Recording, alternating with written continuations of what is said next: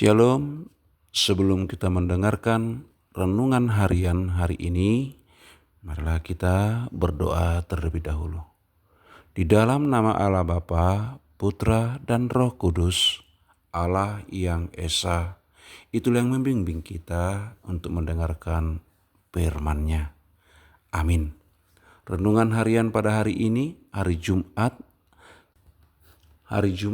tanggal 8 Mei 2026, tertulis di dalam surat Paulus kepada Filemon, pasal 1 ayat 15 dan 16.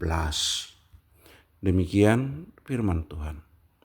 Sebab mungkin karena itulah dia dipisahkan sejenak daripadamu, supaya engkau dapat menerimanya untuk selama-lamanya.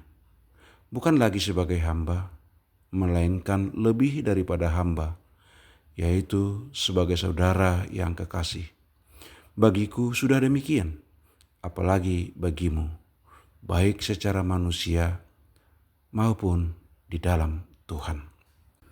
Demikianlah pembacaan firman Tuhan. Saudara-saudara, sepintas kalau kita hanya membaca ayat 15 dan ayat 16, kita akan sulit untuk mengerti akan firman ini. Surat ini ditujukan kepada Filemon. Filemon adalah seorang percaya dan dia adalah seorang yang kaya. Karena Filemon mempunyai beberapa budak atau hamba. Termasuk juga kalau kita baca sebelum ayat ini, ada yang bernama Onesimus, yang juga adalah hamba atau budak Filemon, yang pernah bermasalah dengan Filemon. Tetapi dengan masalah itu, Onesimus masuk ke penjara dan bertemu dengan Paulus di dalam penjara. Tetapi selama di penjara, Paulus mengajarkan atau memberitakan Injil Yesus kepada Onesimus, dan Onesimus menjadi percaya dan menjadi mitra Paulus di dalam pelayanan, dan juga yang mau melayani Paulus selama di penjara. Tetapi ternyata Paulus telah mengetahui siapa Onesimus, yaitu seorang budak dari Filemon. Ketika Onesimus keluar dari penjara, maka Paulus ingin mendamaikan Onesimus dengan Filemon.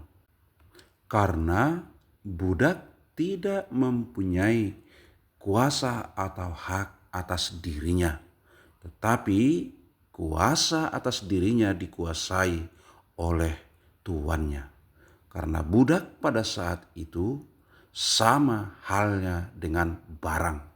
Tetapi barang tidak bernapas, tetapi budak bernapas. Maka tuannya sangat berkuasa dan mempunyai hak atas budak-budaknya. Maka Paulus menulis surat kepada Filemon yang ditulis dari penjara dan dibawakan langsung oleh Onesimus yang diberikan kepada Filemon.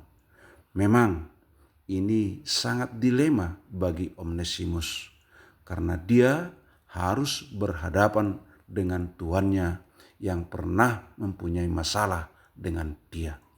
Tetapi Paulus ingin mendamaikan mereka, karena Paulus sangat kenal dan tahu siapa itu Filemon, yaitu adalah anak rohaninya yang bertobat karena pengabaran Injil dari Paulus.